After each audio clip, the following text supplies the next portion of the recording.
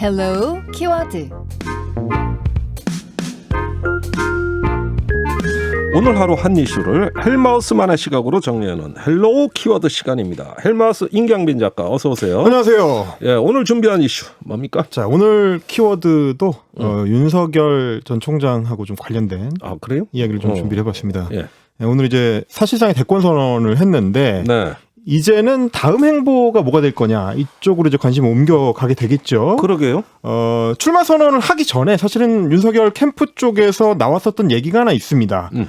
출마 선언을 하고 나면은 민심 투어에 나설 것이다라는 얘기가 이동훈 전 대변인을 통해서 나왔었는데 사실은 이제 정치인들이 어떤 중요한 고비 앞에서 이 현장을 다니면서 생생한 유권자들의 목소리를 듣겠다라고 하는 거 종종 비슷한 행보들을 우리가 봐왔던 것이긴 합니다. 네. 자, 정치 입문자 입장에서는 이제 정치적 입지를 처음으로 다져 나가기 위해서 필요한 거고 베테랑 정치인 입장에서는 뭔가 좀 반전이 필요할 때 이 사용하던 단골 카드가 민심 투어인데요. 네.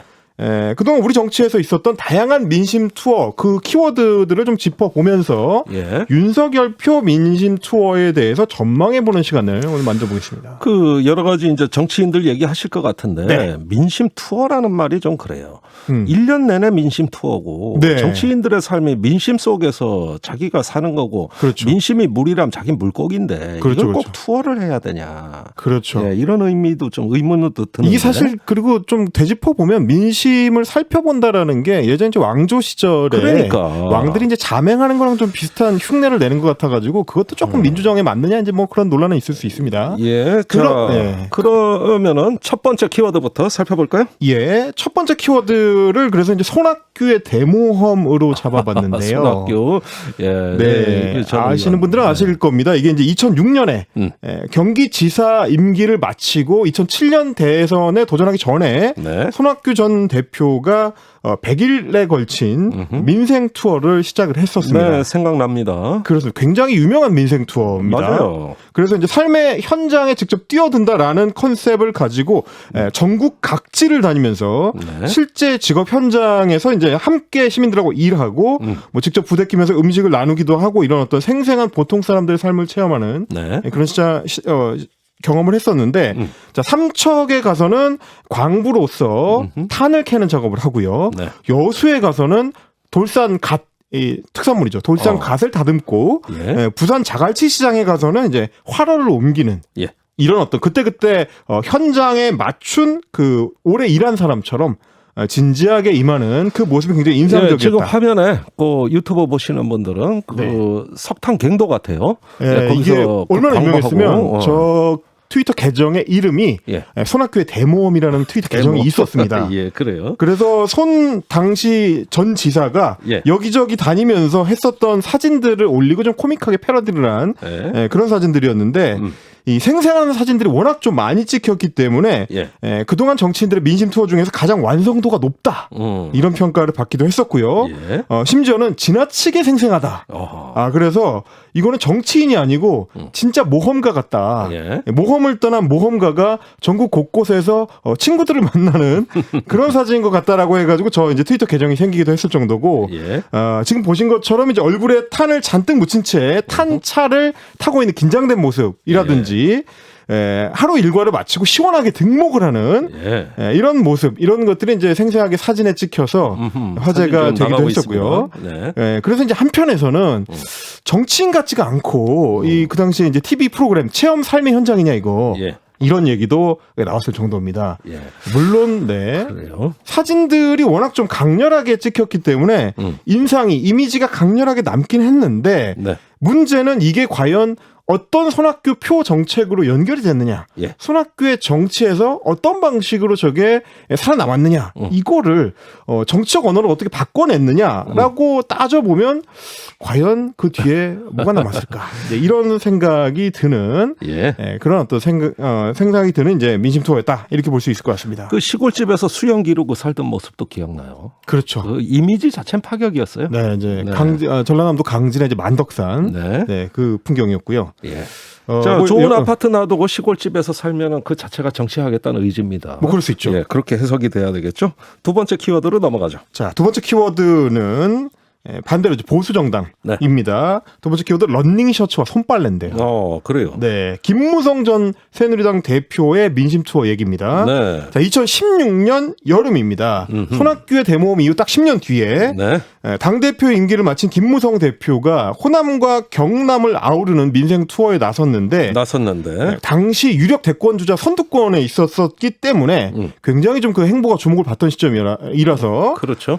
출발은 세월호의 아픔이 서려 있는 이제 진도 팽목항으로 시작을 해가지고 네. 경상남도에서 1차 민생 투어를 끝냈습니다.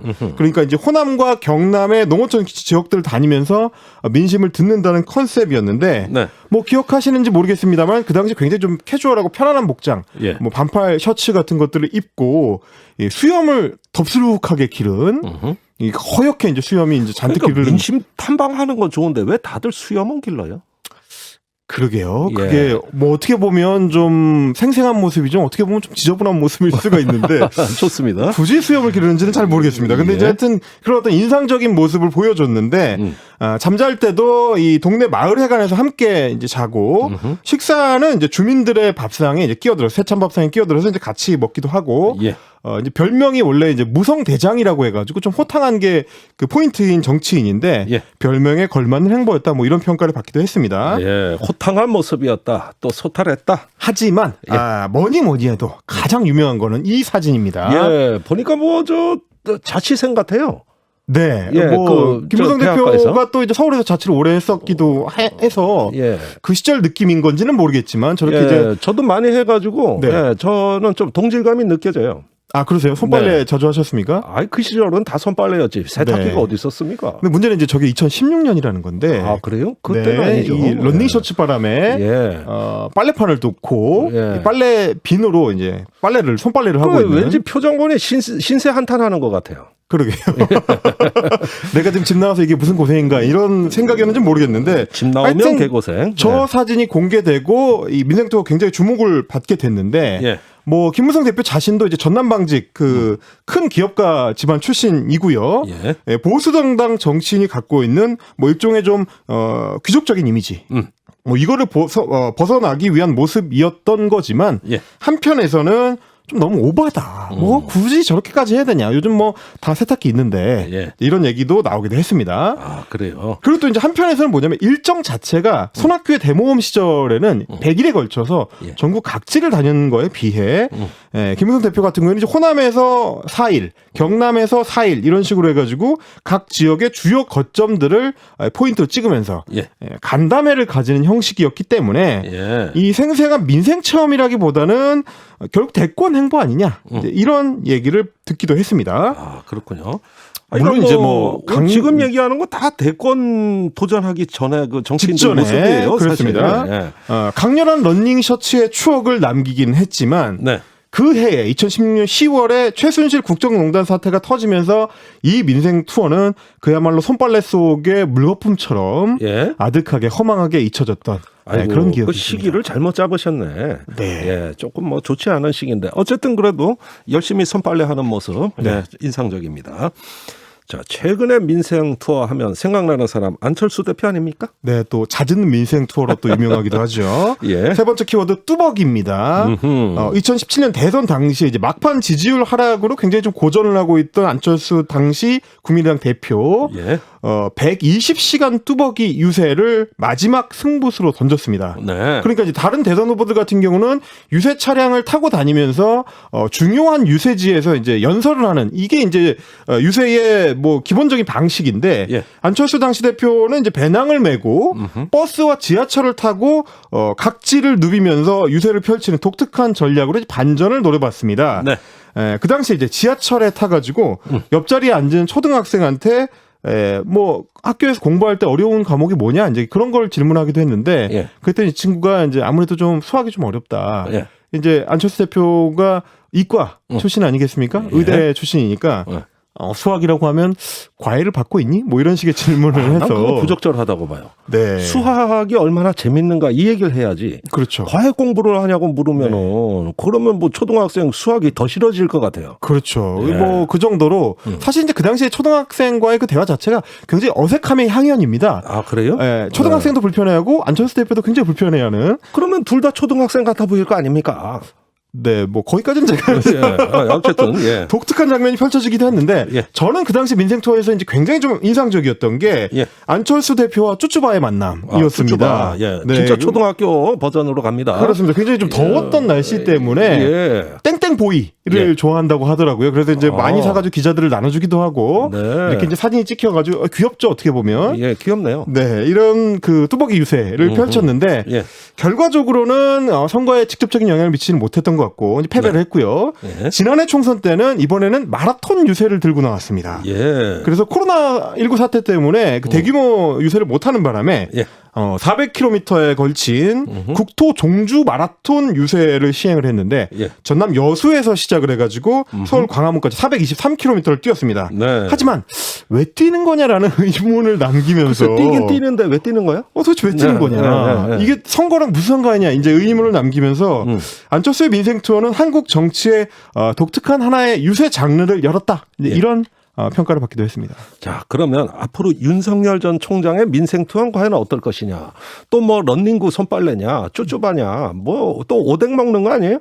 그래서 오뎅을 마지막 키워드로 뽑았는데 이동훈 전 윤석열 캠프 대변인이 뭐라고 했느냐면 영향력 있는 분들을 만나서 다양한 목소리를 듣겠다. 시장을 다니면서 오뎅을 먹는 것 같은 그런 식으로 하지는 않겠다라는 얘기를 했었는데 그러니까 보여주기식으로 시장 방문하고 오뎅 먹는 거 이거 별로다라는 뜻일 겁니다. 근데 그렇다고 해서 그 대안이 영향력 있는 분들을 만나는 거냐라고 하면 저는 약간 물음표가 찍히는 것이 민생 투어가 보여주기식의 쇼로 이 전략을 하면 안 되겠지만 그렇다고 해서 유명한 학자 만나고 교수실에서 간담회하는 거 이게 민생 투어를 대체할 수 있을 거냐 하면 조금 의문이 듭니다.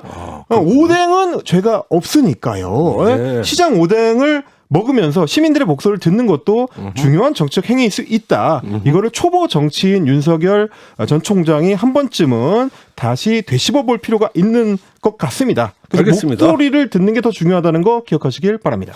헬머스 수고 많았습니다. 감사합니다.